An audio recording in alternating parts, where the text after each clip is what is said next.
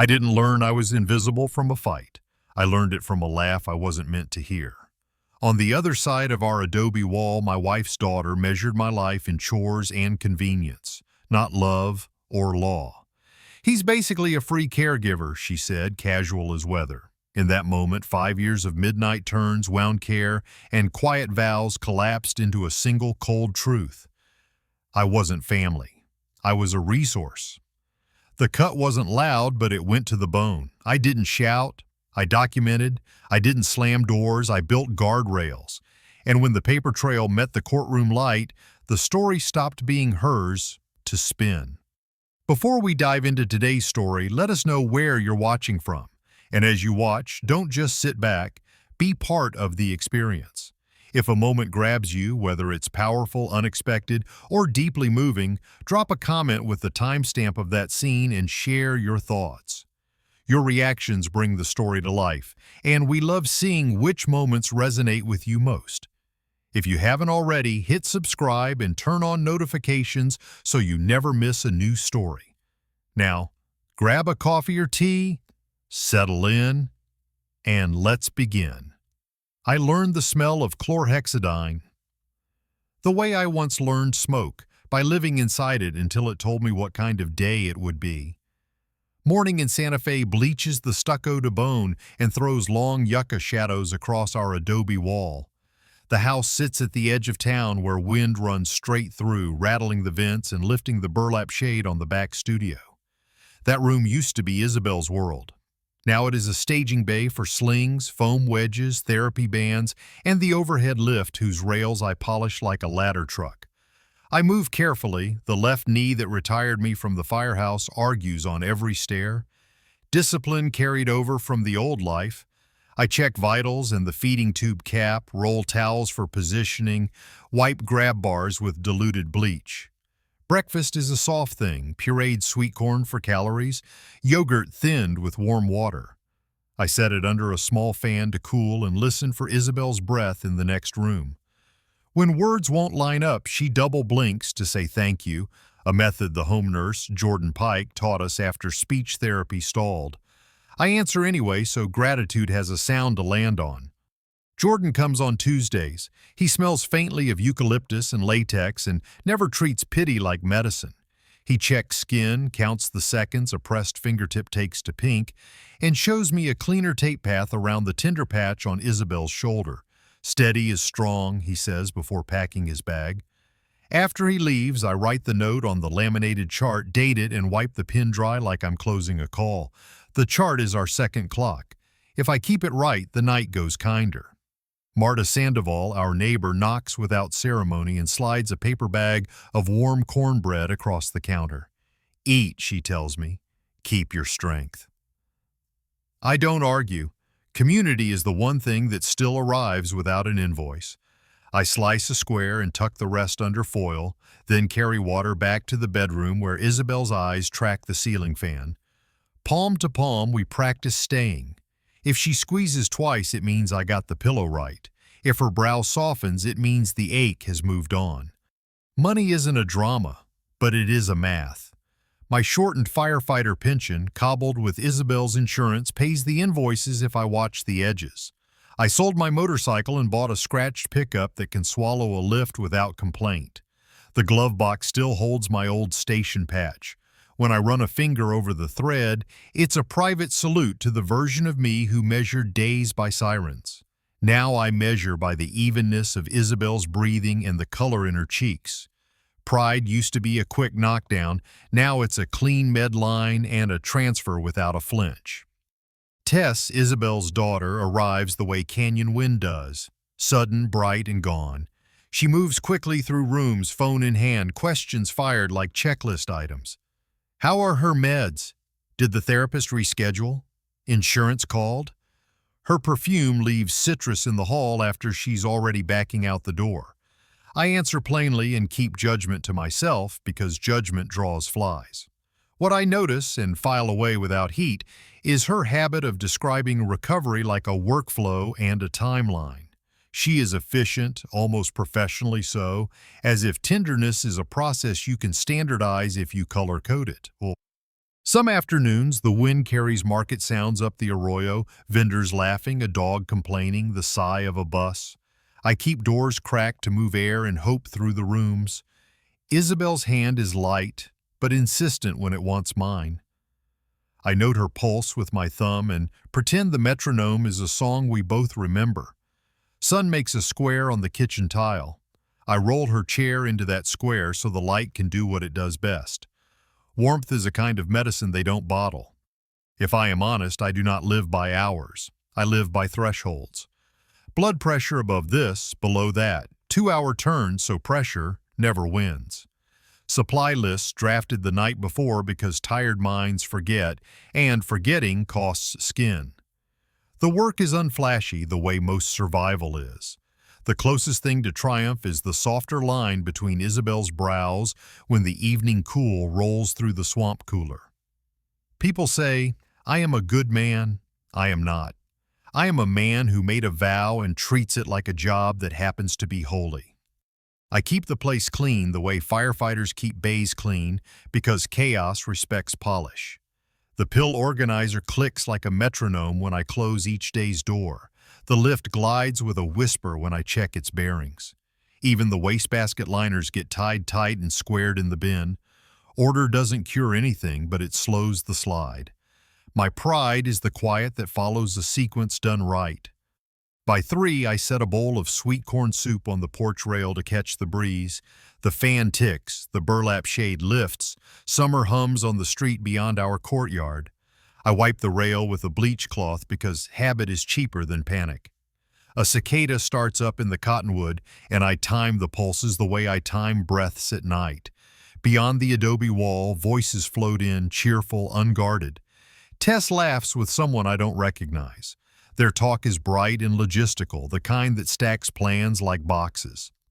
I stand with a hand on the bowl to keep it from skating. Wind threads the courtyard and brings their words whole. A syllable lands light as seed. Another follows. I don't move. The soup loses its steam. The fan ticks on. Somewhere a screen door slams and a dog shakes its collar. The phrase that drifts over the wall is casual and practiced, and it cleaves the quiet as neatly as a Halligan through drywall. I hold my breath and listen because sometimes the moment before a fire shows itself as the only warning you get. The bowl stopped steaming in my hand, and the burlap shade breathed in and out as if the house were deciding whether to speak. Heat held the afternoon in a grip. Beyond the adobe wall came laughter with a bright managerial edge. I did the thing I learned in the firehouse. I did not rush the wrong way. Tess's voice carried whole. Free caregiver, she said, light as if noting the weather. No payroll, no complaints, and he knows the med schedule. Ice knocked a plastic cup. Someone giggled. The wind ferried the rest away. I did not move. My ears burned and my gut went cold. The bowl skated a millimeter under my palm and I steadied it, watching steam thin itself to nothing. Her friend asked, "You got the paperwork lined up?" The question was tossed like a ball you don't worry about dropping. Tess answered, "I'm arranging authorization, streamlining, keeping it clean for Mom." The language was tidy. It smelled like forms that make people disappear. I set the bowl on the rail and wiped my hands on a towel, one finger at a time. I counted breaths until my voice, had I used it, would not shake. Inside, the house was the same and not. Chlorhexidine hung in the hall like a cool ribbon. Sun made a square on the kitchen tile, and I rolled Isabel into it because warmth is medicine. Her eyes found me. Words don't always line up for her, but a double blink means thank you, and she gave me one that landed like a hand to the shoulder. "I'm here," I said, low enough to be a thought with sound. Routine is a kind of shelter. I unlocked the tube cap, swabbed, relocked, checked the pill organizer, charted vitals, adjusted the fan so it swept the light and not her eyes. The motions were precise, the way you move in a room before flashover, nothing wasted. For the first time in years, I let one task sit. The last row in the pill case, Saturday night, waited open. I looked at the empty wells and registered the seam between care given out of love and labor quietly taken for granted. From the courtyard, Tess's laugh tripped again. He's reliable, that's all I'm saying. I could imagine the shrug. Something in me clicked into a different gear, not faster but colder. Courtesy is not consent. Help is not ownership. I began a list in my head with the same even cadence I once used for size-up. What to log, what to verify, what never to sign, which tempers to cool, which documents to secure. Dinner was soft and warm. I angled Isabel's chair, adjusted her tray, and set a napkin just so because dignity wears details like armor. The studio door stood ajar, canvases under shrouds, pale in the late light. Jordan's note from Tuesday was still on the laminated chart. Skin intact, rotate 2-hour intervals, encourage swallows. I added today's line and dated it. A clean record is a spine. You stand better against a push when bones are in order. At the sink, beside the mail, sat a folder Tess had left. Cream stock, tidy tabs, benefits, authorization, care plan. I did not open it. I slid it out of the splash range and wrote the date on a sticky note. The folder looked like efficiency and smelled like a test. Efficiency is a good nurse when it serves a person. It is a thief when it serves itself. Twilight softened the edges of Santa Fe. I set the bowl in the fridge, rinsed the spoon, and took the trash out so the house wouldn't carry sourness into night. I closed the gate gently. Enough, I told myself. Document everything. Anger wants an audience. Discipline wants a door. In the bedroom, Isabel dozed with her hand half curled on the quilt. I sat and let my knee ache because pain that is counted is pain that behaves.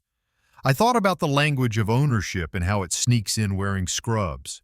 Authorize, streamline, optimize. I thought about the opposite language Jordan keeps teaching me. Ask, wait, cue, praise. I wrote one word at the top of a fresh page I taped to the fridge. Audit. Under it I drew lines. Time, task, witness, so anyone could follow what we did. Night gathered. I powered the lift off at the wall, checked the smoke alarm because habit is cheaper than panic, and smoothed the drag in the rug so the chair wouldn't catch it too. A collar rattled outside. I left the pill case open at Saturday and let it be a reminder that love isn't the same thing as free. On the hall table, I placed the day's mail to sort in the morning. Sleep comes in slices. Toward dawn, a soft slip sounded at the front door. New paper in the slot. It lay there like any envelope, edges neat, a rectangle of ordinary that would change the week. The house exhaled. The shade lifted once more and came down slow. I kept still and listened to the quiet announce its terms. Dawn laid a pale blade along the hallway, and the envelope under the mail slot caught it like a signal mirror. It had weight, a toothy stock you feel before you read, and a banking logo nested at the upper left as if authority could be printed. I bent first with the good knee, then committed the bad one, and lifted the rectangle from the rug. The perforated edge left a soft grit on my thumb. It smelled faintly of solvent and ink, that cool bureaucratic scent that never belongs inside a home. Notice of reverse mortgage counseling, the header said. Isabel's name sat steady on the borrower line. The cosigner line read, Tess Renteria. There was no place where my name lived. Absence has a sound if you listen. Mine was the click of a missing stair under my weight. I smoothed the fold flat on the hall table and breathed to a slow 4 count until my hands remembered not to shake. I called the number on the notice. Menu tones chirped, a recording thanked me for my patience, and tinny guitar filled the hold. When a human answered, her voice was frictionless. A pre-application had been submitted online, she said, and an intake slot could be scheduled once family authorization was finalized. She spoke like momentum itself. I asked for the case ID and her first name, wrote both in block letters on a notepad, and circled the time. Friendly is a paint color. Underneath it, you still need to know what the wall is made of. New Mexico is a community property state. That sentence landed from some legal pamphlet I once read while Isabel slept through rehab. I opened the safe in the bedroom closet and breathed the dust that hides in felt. The wedding certificate lay where it always did, its gold seal flattened by years. Insurance forms, the deed. My fingertips came up gray. Paper is a roof. You don't notice its leaks until rain speaks through. Jordan knocked at 8 the way good habits do. While he checked pressure points and skinned turgor, he kept his voice low. He told me Tess had asked last week how to mark Isabel as lacking capacity for decisions, and he said he told her only a physician could assess that.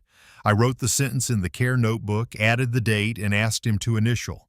He did with the same neat print he uses for wound measurements. It felt like laying a brace against a bowed beam. After Jordan left, I opened Isabel's laptop on the kitchen table. The screen lit the room a pale blue. In the downloads folder sat the PDFs Tess had hand-delivered yesterday. Authorization.pdf, POA-draft.pdf, REP_payee.pdf. I clicked the first. Isabel's signature at the bottom looked too perfect, crisp at the edges as if the ink had never soaked a fiber. I right-clicked for details. The metadata window came up, created 2:13 a.m., user, Maya MacBook. My jaw moved without words. I took a screenshot of the info pane, dragged it to a new folder labeled with today's date, and printed it to paper. Chain of custody begins with a printer hum and ends with a stamp you can point to. I toggled the doorbell camera into cloud archival and set motion alerts to catch entry and exit, not because I expected breaking, but because logs make stories stop being opinions. I photographed the envelope, the notice, and each page against a bath towel I'd thrown over the dining table to give a neutral field. I slid the prints into clear sleeves and clipped them into a binder I titled in black marker, Isabel, Assets and Authorizations. My hand steadied. A firefighter knows the comfort of a checklist. Isabel watched me from the sun square I'd wheeled her into. I knelt so my face was level with hers and kept my voice plain. Bank mail came. I'm going to check it out and keep you safe. She answered with a slow double blink. I placed her palm back on the quilt, let the weight of it hold me where I needed to be, and stood. Marta's studio opened on the alley with the door propped by a clay weight. Wheel hum and kiln heat gave the space its own weather. She looked at the letterhead and wiped her hands without drama, as if she'd been waiting for this exact kind of morning. She reached for her phone. "Bring everything, don't sign anything," the attorney said through speaker. The voice introduced itself as Quinn Patel, near the plaza. I wrote the address on my notepad, underlined it, and felt relief land small and solid. Someone had just named the next 3 steps. Back home, I set a thermos of pureed lunch in a cooler bag and preloaded Isabel's noon meds into a ceramic dish with a sticky note. Jordan texted he could stay an hour if I needed to go. I logged the arrangement on the fridge sheet, checked the lift battery, and placed the binder in the passenger seat of the scratched pickup like it was a child you drive with 2 hands on the wheel. Quinn's office was compact, all steel shelves and casebooks, southwest light pouring across a rug that had seen every kind of client. I laid the binder open. Quinn scanned the notice, the screenshots, the metadata, then drew a boxy plan on a yellow pad. File a temporary restraining order to freeze asset moves, petition for an independent capacity evaluation, send a cease and desist to the counseling service, change shared account credentials, and set fraud alerts. "You will be called obstructive," Quinn said. I nodded. "Shoulder a pack. Don't complain about the weight." We copied IDS. I signed an affidavit describing how and when I found the documents. Quinn stamped the screenshots with a time. The checklist titled Immediate Steps, 48 hours slid across the desk. I folded it twice and tucked it near my heart like a shift assignment. Outside, a bell rang on the plaza and the day shrugged onward. At dusk, I passed the studio door at home. Canvas shrouds glowed pale. Yucca shadows striped the floor like bars that don't imprison anything but light. The house felt watchful, the way a structure sometimes feels before a storm. I taped Quinn's court date notice to the fridge beside the laminated med chart and wrote 3 words under tomorrow's care log header, no signatures, document. The line looked thin and stubborn, which is to say, it looked like a spine. I slept with the binder on the chair by the bed and did not dream. Quinn's checklist rode home on the passenger seat like a shift assignment. Immediate TRO, independent capacity evaluation, cease and desist to counseling, credentials changed, fraud alert set. I parked the scratched pickup, slid the binder under my arm. Resolve is a quiet animal. If you yank it, it runs. Tess stood in the kitchen with a fresh stack of updates, cream folder crisp, tabs tidy. She'd arranged the pages like a stage set, signature flags peeking, a capped pen placed diagonally. I set the binder down, rinsed my hands, and moved her folder to the far side of the counter. Everything goes through counsel. I kept the words level. She smiled like a manager and nudged the pen closer. It's just streamlining. I slid the pen back and let silence do the rest. Action steadied me. I photographed the new pages on a neutral towel, time-stamped each shot, and nested them under a divider labeled Authorizations Pending Refused. I opened my laptop, rotated passwords, added two-factor, and placed fraud alerts with the bureaus. The doorbell cam pinged. I confirmed cloud archival. I logged times and confirmation numbers in neat print. Discipline kept my hands steady and my breathing even as the afternoon slid toward evening. I added each confirmation number to the margin and capped my pen. Quinn filed the temporary restraining order while we texted. The confirmation PDF hit my inbox. I printed 2 copies, stamped the time, and slid one behind the TRO tab. The other I taped to the fridge beside the laminated med chart. Isabel watched from the window's sun square. Her eyes tightened. "I've got us," I said, and her deliberate double blink landed like a handrail. Care first, always. I flushed the feeding tube port, swabbed, relocked. I checked skin at the sacrum and heels, rotated her left with the overhead lift, and tucked a wedge. Dinner would be pureed chicken with sweet potato. I set a pot to simmer and cleaned as I went, the way the bay is cleaned between calls. At the neurologist's office, air conditioning hummed like a distant transformer. Tess answered before questions fully landed, reciting bullet points. The physician raised a palm. Responses from Isabel only. He asked if she wanted me in the room. She worked for the sound. Yes. He offered 2 choices on a card, and she pointed. Imperfect but purposeful. I noted the outcomes in the log as supported decision-making. The language that honors agency without pretending independence is binary. Back home, I stood at the living room shelf and enabled the audio journal Jordan had helped set up for care documentation. I spoke into the room like a report. Date, time, intent, capture caregiving steps, and any conversations affecting Isabel's agency. Consent had been given when we installed it for therapy cues. I wasn't arming a trap, just extending the diary from pen to air. Numbers tell the other story, the one courts can hold. I assembled a 5-year cost summary. Medications, dressings, gloves, lifts, vans, repairs, therapy visits, fuel. I added the delta from my reduced pension and equipment depreciation. The spreadsheet stacked into columns that said what emotion cannot. Care is labor with a price, even when love pays first. I clipped receipts to each category and penciled timestamps.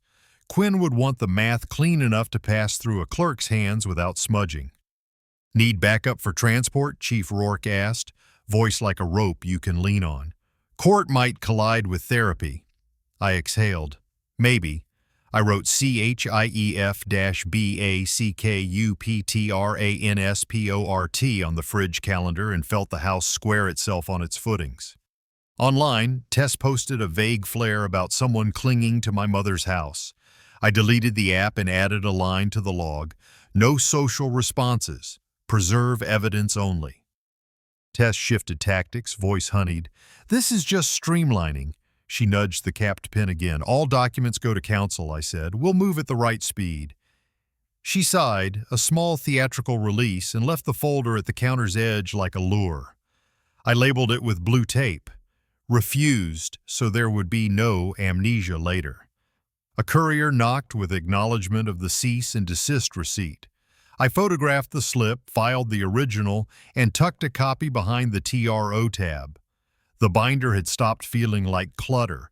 It felt like armor fitted to a living body. Night before the hearing, I laid out clothes, aligned the binder, and rehearsed a tone that belonged to weather reports, factual without temperature. The pillbox was filled through Friday. I left Saturday's evening row open, a private reminder that love, is not the same thing as free. The audio journal LED winked once in the living room, armed to record care sequences and nothing more. I checked smoke alarms, powered the lift off at the wall, and stood in the kitchen listening to the house breathe. On the fridge, the TRO page glowed beside the med chart. Under tomorrow's care log header, I wrote 3 words: no signatures, document. The line looked thin and stubborn. I touched the paper, turned out the light, and let the dark fold up like a blanket. In the quiet, resolve settled where panic had tried to live. Santa Fe mornings wear a hard shine that makes every edge honest. I parked the pickup in a strip of shadow along the courthouse, killed the engine, and let the quiet find its level. The binder sat upright in the passenger seat like a second witness. In the thermos, pureed lunch kept its warmth. In my pocket, Isabel's noon meds waited in a labeled envelope.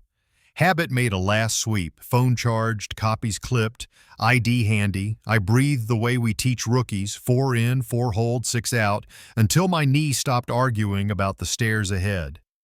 Inside, the floors were stone and the air cold enough to make the skin forget the sun outside. Quinn met me in a hallway alcove with a pad and the look of someone who trusts paper more than theater. We rehearsed our order, the reverse mortgage notice, then the screenshots of metadata, the 2:13 a.m. creation time, and the user tag from a hand-me-down laptop Tess never renamed, then photos of envelope and pages, care log excerpts, my affidavit, and the neurologist's preliminary note about supported decision-making. Tight answer, then stop, Quinn said. I nodded. A firefighter's testimony is a line, not a flood. The courtroom was small. A flag, a seal, benches polished by years of waiting. We wheeled Isabel to the aisle seat closest to the front. Jordan stood behind her chair like ballast. Across the aisle, Tess sat with her counsel, phone face down for once, posture composed the way a person sits for a headshot. The bailiff's instructions clipped the air into shape. It looked ordinary if you didn't know how lives change under fluorescent light. Quinn stood first. The argument was clear. We needed the status quo preserved because a pattern of document manipulation and attempted asset movement threatened a vulnerable adult's agency and a community property home. No dramatic adjectives. Quinn used verbs you can photograph: created, signed, uploaded, submitted. Then came the keystone. The scanned signature lay on the document like a decal, edges too clean. The metadata screenshot pointed at the exact minute a file came to be and at a username that did not belong in our house. The judge's pen paused. It was a small stillness, but in small rooms, small stillnesses count. Tess's counsel called me obstructive. He made streamlining sound like a virtue, liquidity like charity, counseling windows like a burning fuse.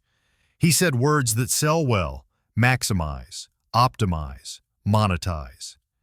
He described a daughter trying to unlock equity to pay for care and a husband afraid of change.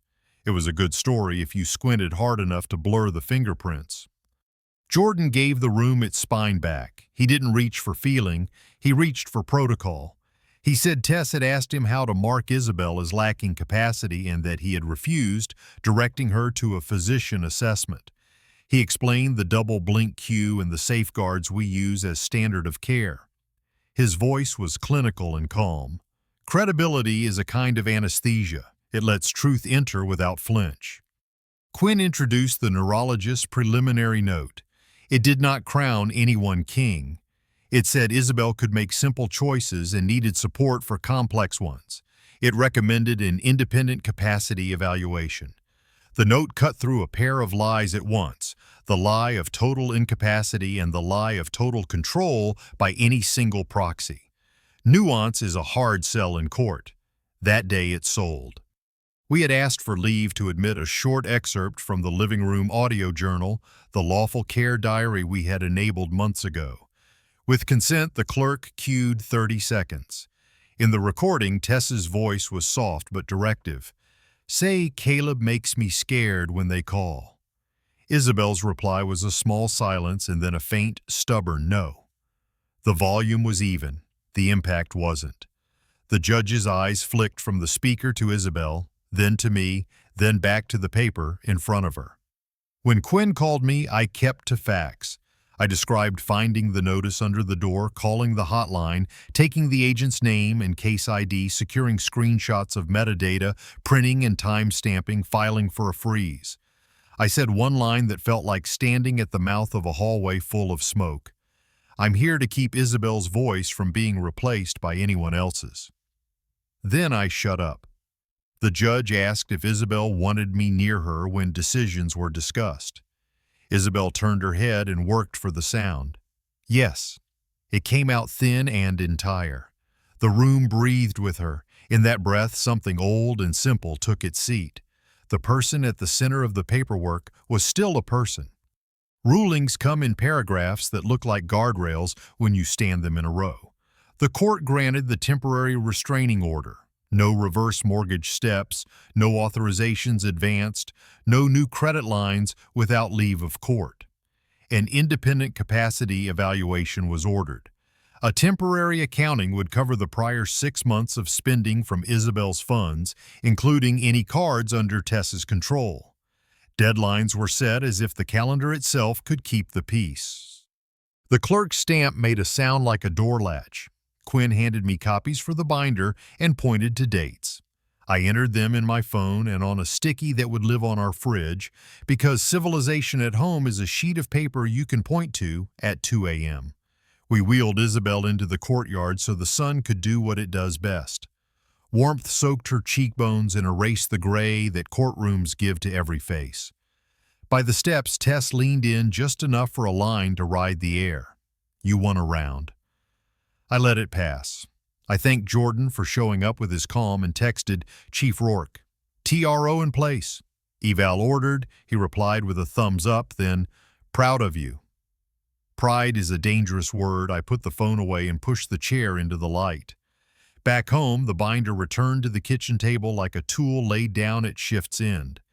I wrote a sentence in the care log. Status quo preserved, capacity eval ordered, and taped the new minute order beside the laminated med chart. The house looked exactly the same. Lift rails clean, pillbox filled to Friday, Saturday evenings row still open on purpose. The difference was under the paint. Process had become a shield. I stood at the window until the glass cooled and made the decision I'd been circling since the hallway alcove. I would not bargain in secret. I would pursue co-guardianship with a neutral monitor so Isabel's choices had scaffolding instead of strings. Night took the yard a little at a time. I set out the morning meds, turned the audio diary back to its gentle watch, and let the quiet decide what kind of day tomorrow would be. Evening thinned the heat until the steel of the sink cooled under my palms. The minute order glowed beside the laminated med chart. The binder sat centered on the table like a calm animal that only moves when fed facts. The house felt as it does after a controlled burn, air scraped clean, structure still standing. I knew there was a choice to make, not whether to fight, but how. Quinn called as the swamp cooler hummed. 2 paths, he said. 1, a quiet understanding with Tess, a private settlement that traded heat for speed. 2, petition for co-guardianship with a neutral professional monitor and formal financial supervision. The second path is slower and public, he added. I thanked him and said I would sleep on it. I would not, but the phrase gave the decision a place to sit. I took inventory like I was setting a ladder. More fees, public filings neighbors could see. Isabel's fatigue after long days. The counterweight was heavier. Guardrails you can enforce, Isabel's agency in writing, the house protected without tricks. I knelt by Isabel and slid the picture board close. Home, hospital, Caleb, Tess, lawyer. Home? I asked. She double blinked. Caleb present when decisions? Another 2 blinks. I logged the time and wrote the phrase Jordan taught me. Supported decision-making. Marta tapped the back door with a knuckle powdered by clay dust. She laid down a slim folder. Short statements from neighbors, dates, observations, simple lines about my caregiving and Isabel's comfort level when I was near. No embroidery. The envelope smelled like kiln heat and damp sponge. It felt like a community form of notarization, the kind that doesn't shout. On the porch, Chief Rourke leaned against the rail, hat in hand. "You choose the fire you can contain," he said. It landed like a guideline, not a motto. I nodded and didn't try to make it larger than it was. He offered rides, witnesses, an affidavit from the station about my reliability. I wrote his offer on the fridge calendar and watched a fly circle the rim of a glass without ever touching. Money is a kind of gravity. I made a list of what had value left and stopped when I wrote the last motorcycle. Golden Hour made the tank look younger than it was. I photographed it straight on, drafted a simple ad, and posted it without flourish. When a buyer from Española counted cash into my hand, I felt grief and relief shake hands. I deposited the money and filed the slip under legal. Retainer, then stood in the parking lot until the sound of the engine disappeared into traffic. Tess texted while I was wrapping pureed chicken for the fridge. "Let's make a quick agreement," she wrote. "Keep it in the family." I replied, "All conversations in counsel's presence." When she suggested coffee, I answered, "Only with minutes."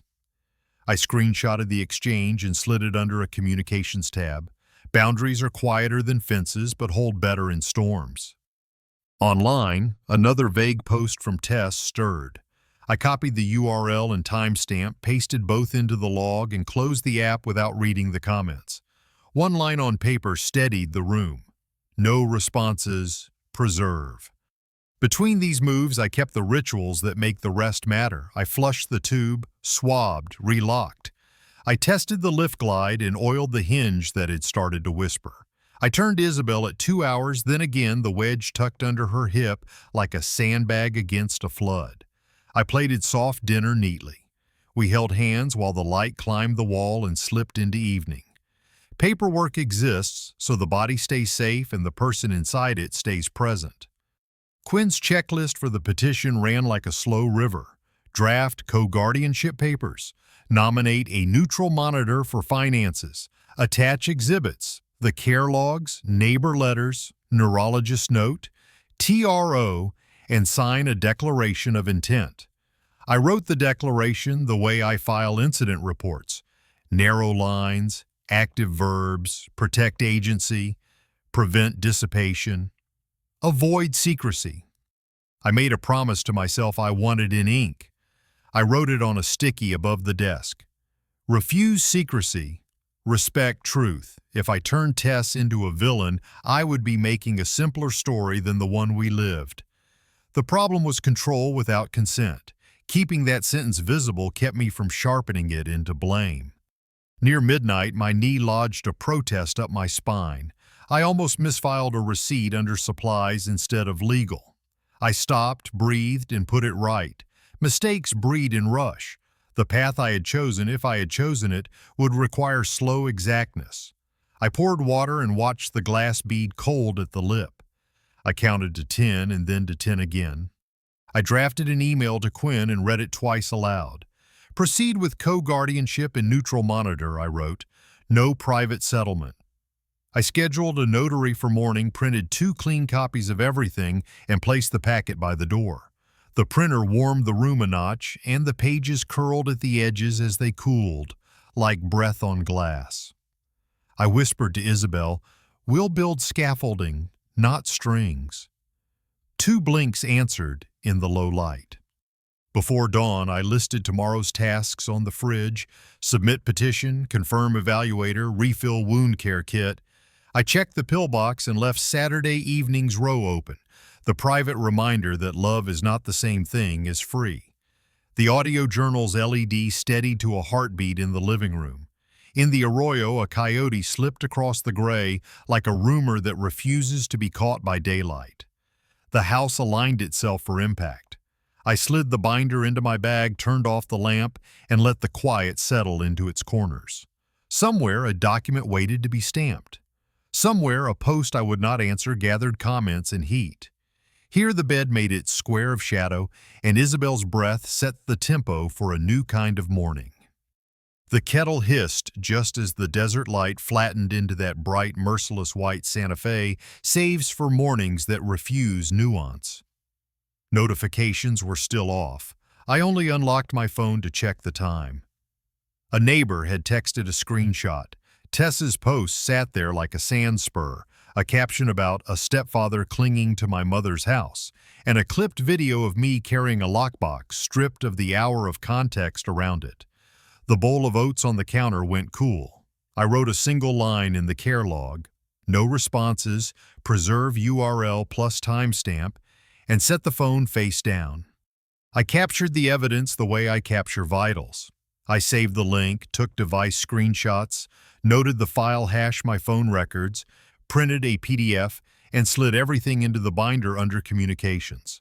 Then I deleted the app again.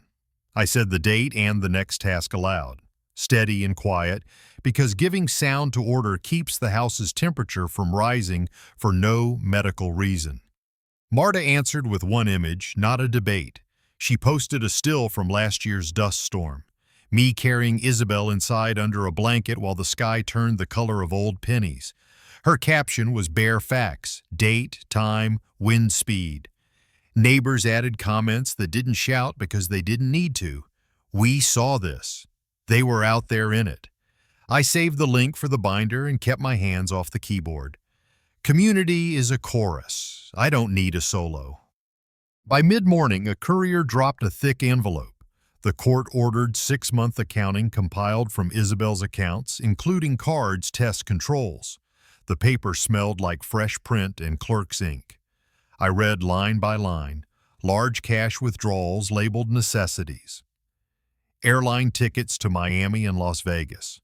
App transfers to a newly opened account in a friend's name.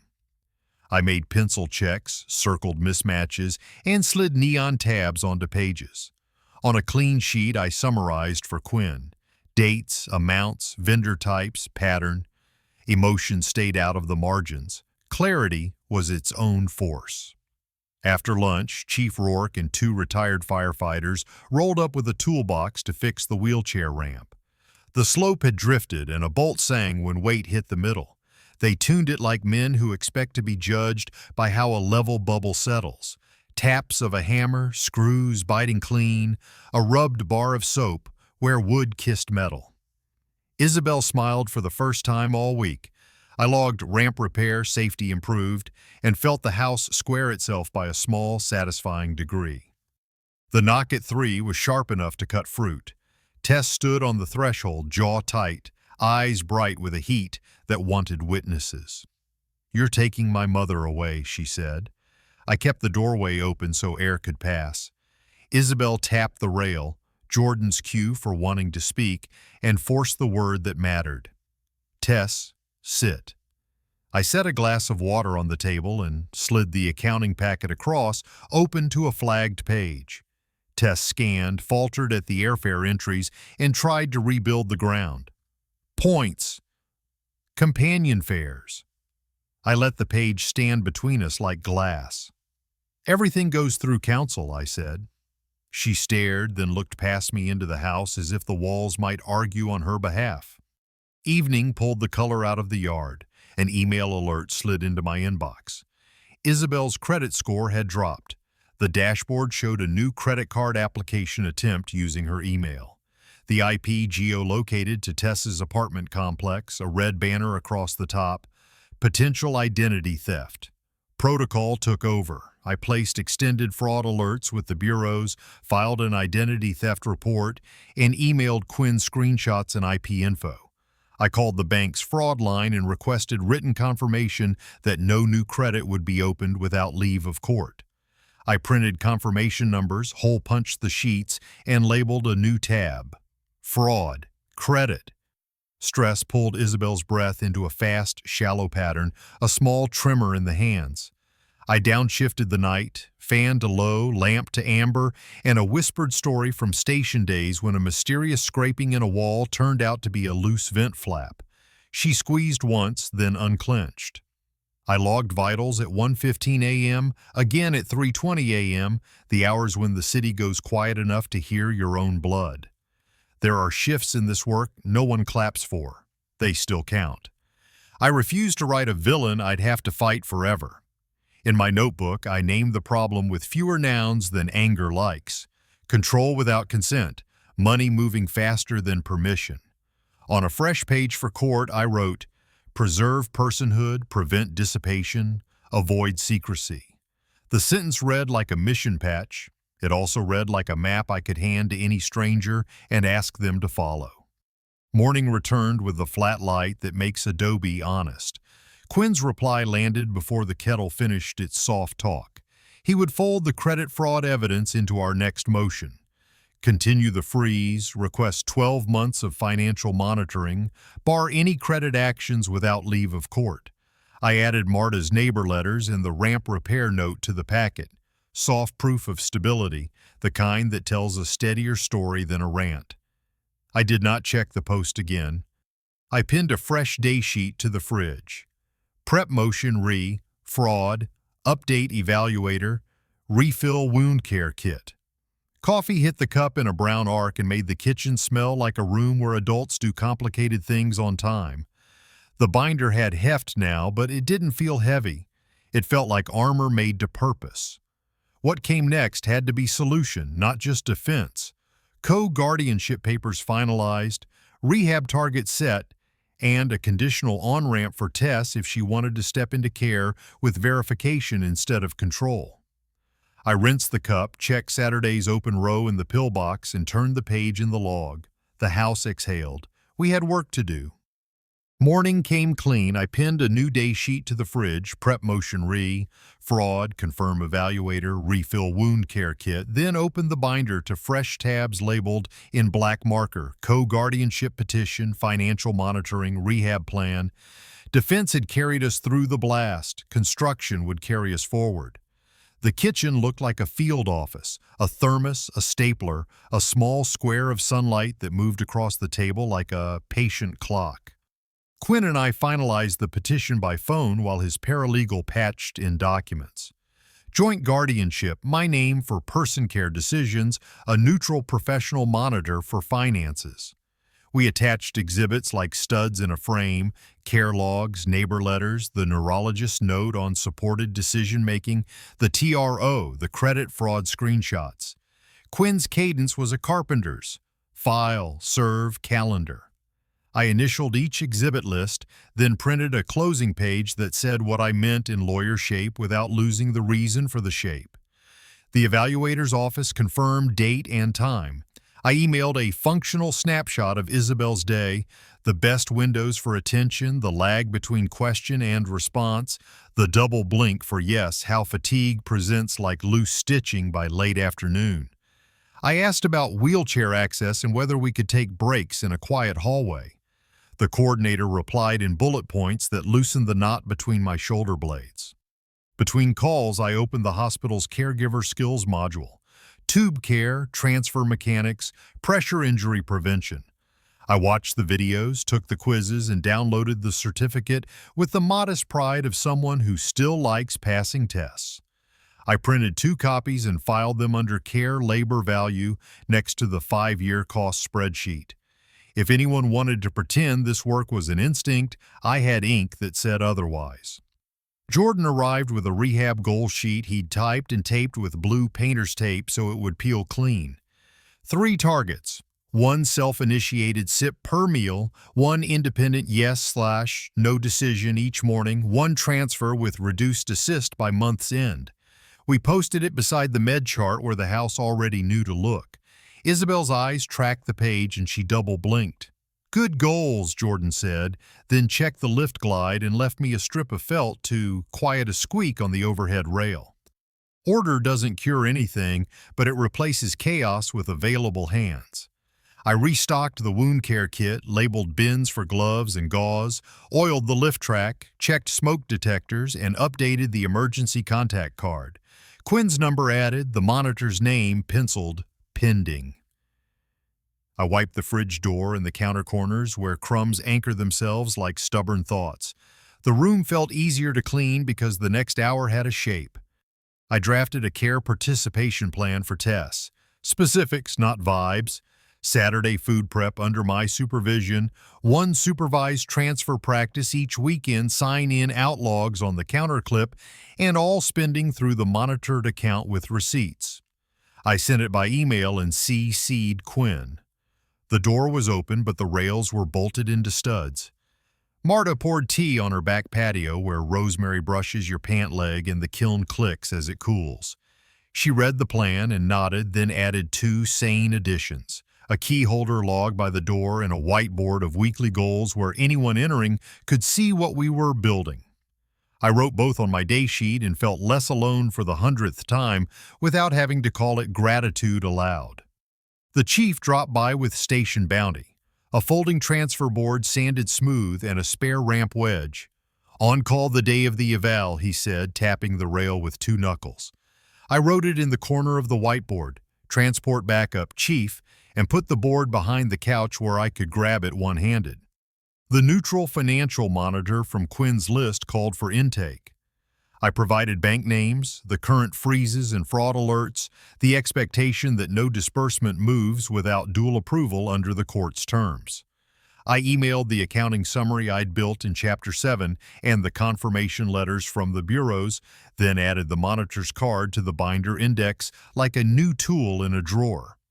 I drafted a short statement of intent: preserve Isabel's personhood, prevent asset dissipation, avoid secrecy. I signed a copy for the petition and taped another above the desk at eye level. The sentence looked like a compass I could hold without putting it down for meals. At lunch, Isabel tapped the picture board and pointed at soup, not the second puree I'd prepped. The movement was slow and unmistakable. I logged the choice, set the bowl, cued a sip, praised the initiation, and watched her mouth shape effort into swallow. The room warmed.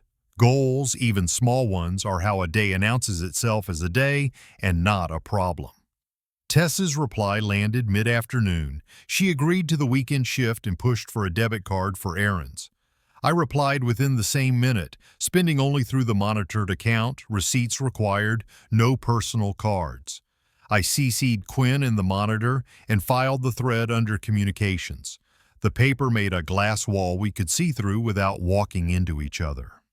By late day, we were in the rhythm of filing. Quinn e-filed the petition, the auto-reply stamped a case number, calendar invites populated for the evaluation, the status conference, the monitor's orientation.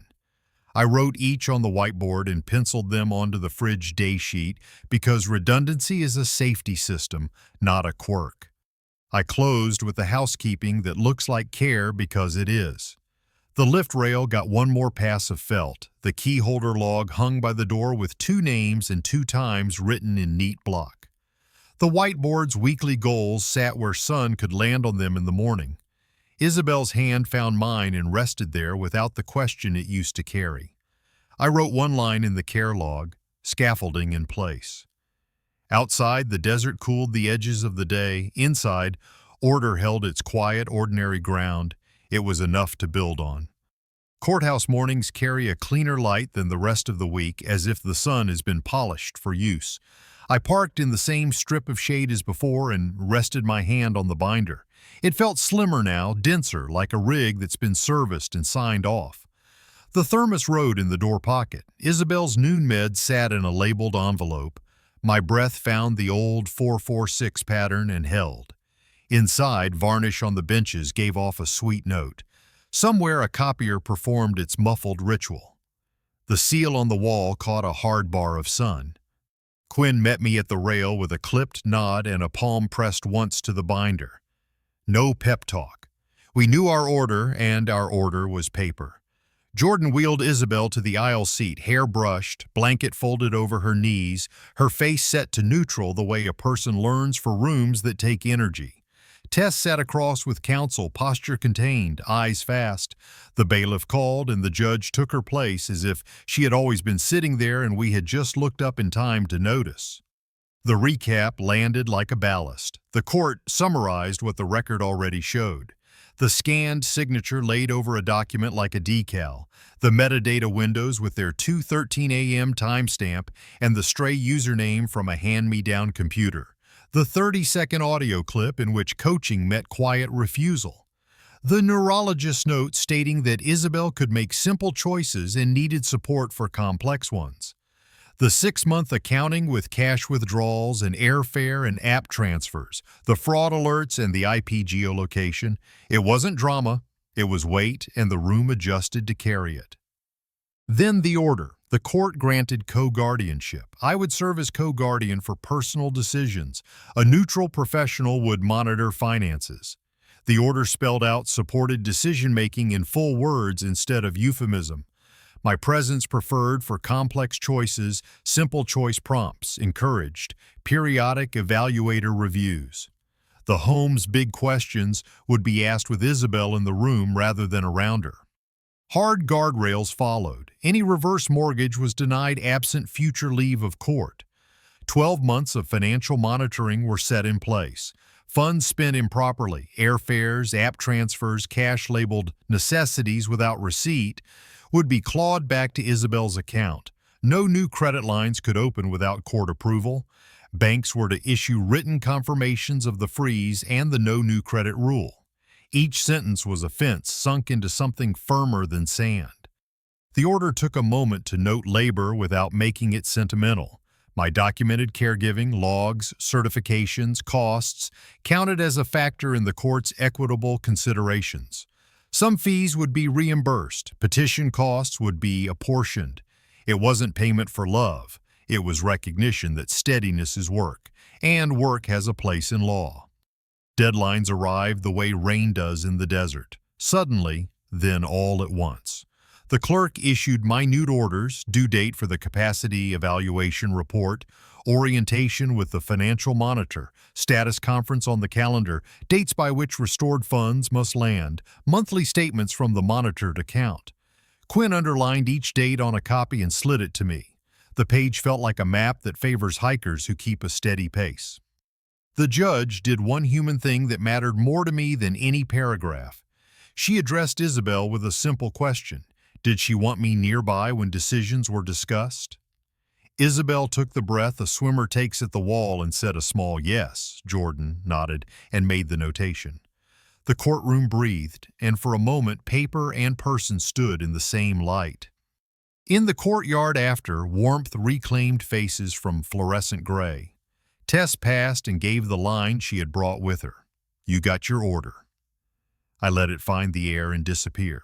I thanked Jordan for showing up with his ballast, thanked Quinn for building a bridge instead of a stage, and wheeled Isabel into a square of sun for one measured minute. I texted the chief, order entered, and when his reply came back with a single word, copy, I felt the small anchoring click of a thing that fits. At home, order returned to the house as something you can touch. I taped the minute order beside the med chart. Dates went onto the whiteboard and the day sheet, redundancy layered like safety glass. I emailed the monitor to schedule orientation and forwarded the order to banks and insurers. The binder, thinned by organization, lay open like a tool you can put away because you know exactly where it lives. Restitution began to move on its own tracks. Airline credit reversals showed as pending. The app transfer recipient was flagged. Bank letters arrived noting the freeze and the no new credit rule. I hole-punched confirmations and fed them into the fraud tab with the quiet satisfaction of a bolt seating clean. The house exhaled into an ordinary afternoon. Marta brought a small potted yucca and set it by the back door. The chief swung by to carry in groceries because carrying is what he does best. A neighbor waved from the sidewalk and kept moving because not everything is a speech. Isabel smiled in the doorway, and for a minute the home felt like a home again, not a site under investigation. I wrote in the care log, ramp safe, order posted, funds returning. Boundaries do their best work when they feel boring. I emailed Tess the care participation plan. Saturday food prep, one supervised transfer, receipts through the monitored account. She replied that she would try Saturday. I answered with times and logged it on the clip by the door. No gloating, no groveling. Rails and times. Relief came, but not the kind that rewrites history in rows. What we earned was maintenance, co-guardian duties, logs kept up, rehab goals within reach, money that moves only when it should. I wrote the sentence I've been repeating under my breath since we chose this path. Scaffolding, not strings. It reads plain and it holds. Evening found us in the good quiet. Isabel initiated a sip at dinner. I logged it and praised the initiation like a coach counts one clean rep. I printed the first page of the court order and taped it above the desk beside my statement of intent. Then I wrote one more line in the care log. Status set, next, meaning, and let the pen rest. Outside, the sky took the color it saves for endings that aren't ends. Inside, the house held its measured breath and settled into the kind of night you can sleep through without apology. Morning arrived without sharp edges. The desert light came in gentle, slipping down the fridge door where the minute order and the rehab goals sat side by side like two pieces of steady weather. The key holder log hung by the door with neat block letters, names and times, nothing dramatic. On the whiteboard, check marks made a ladder of small progress. Evaluator date, monitor orientation, Saturday shift, library talk. The house looked like a plan you could live inside. Above the desk, the page I wrote days ago, preserve personhood, prevent dissipation, avoid secrecy, had become more straightened than reread. I smoothed its corner with the back of a knuckle and let the sentence stay exactly what it was. A compass, not a flag. Maintenance is what you learn after you stop mistaking adrenaline for devotion.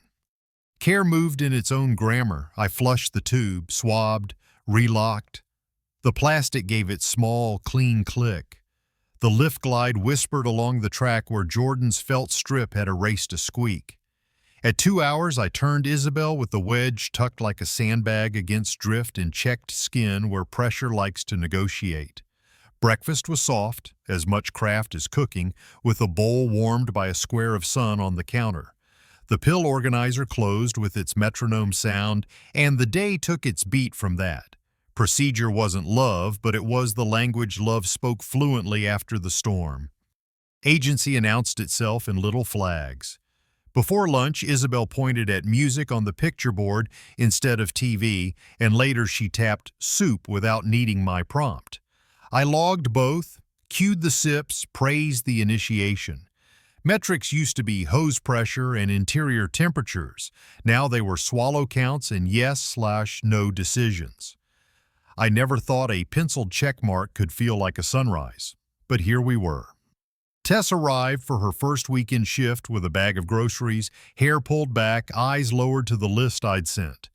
She signed in on the clip, washed her hands longer than she needed to, and set to work on soft food prep. "Carrots first?" she asked without looking up. "Carrots first," I said. We practice one assisted transfer under supervision, hands placed where safety lives, not where ego wants to stand. Receipt slid into the monitored account by photo before the cutting board was even dry. Rails, it turned out, made participation possible. Control had never been the same as care. Structure had never been the enemy of love. The community thread tightened without noise. Marta left Rosemary on the back step, dirt still clinging to the ends. The chief's text arrived late morning, on call, and I wrote it on the whiteboard with a line that felt like a backup line laid along a hallway you hope you won't need.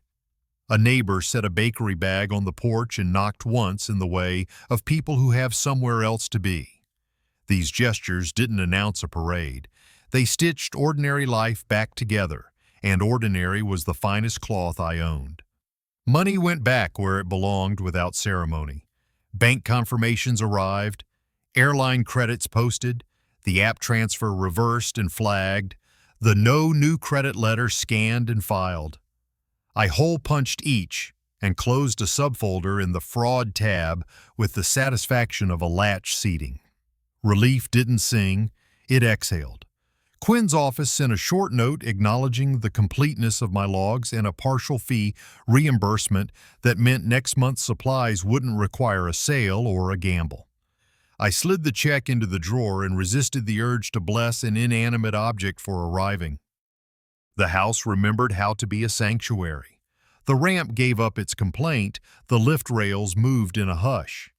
In the studio, the door stood slightly open, a corner of canvas unshrouded, so the afternoon found a triangle of unfinished paint that used to feel like failure and now felt like a pause. If Isabel ever wanted that room again, it was waiting under its own dust, not under anyone's urgency. What I didn't chase felt as important as what I did.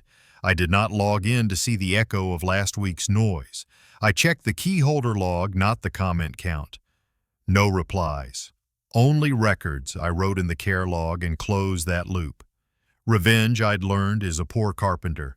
It builds spectacle. Accountability builds guardrails. The difference matters if you plan to live here once the audience goes home. I sat with a blank page and drafted a letter I will never send to anyone in particular. It started, if you find yourself doing this work, document early. Treat courtesy as separate from consent. Put the person at the center of every form. Let your community bear actual weight. I bulleted practical lines about label makers and backups and smoke detectors and the best way to lift without stealing dignity from the body you're moving. When I finished, I folded the page and slid it into the binder's front pocket. Not wisdom, just a map someone else might need if they end up in our weather. In the afternoon, I clicked register for a 1-hour safety talk at the library. Transfer mechanics, fire basics for homes full of plastic tubing, documentation that courts and families respect. I added the date to the whiteboard. Teaching is another way to say thank you without making anybody stand for it. Toward dusk, I stepped onto the back threshold with a screwdriver and turned one rail screw a quarter step tighter. I watered the small yucca Marta brought and watched the dirt darken in a slow, honest circle. Isabel watched from the doorway, and when I looked up, she gave me the deliberate double blink we learned on the bad days.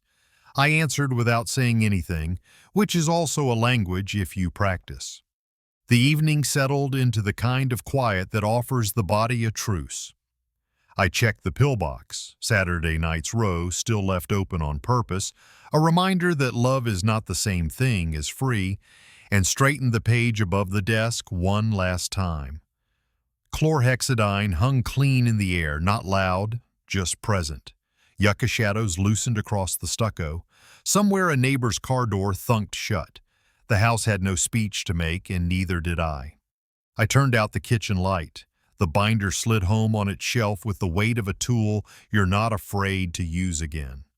In the bedroom, Isabel's breathing held a steady, measured cadence that matched the day sheet pinned for tomorrow. Structure, I thought, is what love becomes when it grows up. Boring, protective, kind, scaffolding, not strings. I stood in the dark until my eyes adjusted and then let the night carry us forward, not victorious, not undone, just ready. In the end, what survived wasn't a triumphant speech or a spotless victory, but a quieter kind of truth. Love is not a blur of sacrifice, it's a structure that keeps people safe. When storms pass, the house that stands is the one with braces you can't see from the street. Boundaries that hold, records that speak when voices tire, and choices made with the person at the center, not around them. Accountability replaced revenge, documentation replaced rumor, dignity replaced speed. Paper turned into guardrails, and guardrails turned into peace. The lesson isn't glamorous, but it endures. Mercy needs a backbone. Compassion needs procedures, and devotion, real devotion, looks like doing the right thing the same way every day, especially when no one is clapping. If there's a philosophy to carry forward, it's this: protect what matters without becoming what hurts you. Keep the door open, but keep the rails bolted. Let community carry a corner of the weight. And when the world shouts for a spectacle, answer with evidence, patience, and a steady hand on the ordinary tasks that keep a life intact. That's how home stays home, by choice, by design, by care that doesn't need to shout to be heard. Thank you for spending your time with this story. If it moved you or sparked a thought, we'd love to hear it. Share your reflections in the comments. Tell us what resonated, what surprised you, or what you've learned about boundaries and care. And if you want more stories about resilience, justice, and hard-won hope, please subscribe and turn on notifications so you won't miss what's next. Your presence here keeps the conversation alive. Your voice helps others feel less alone. Stay well, stay kind, and we'll see you in the next story.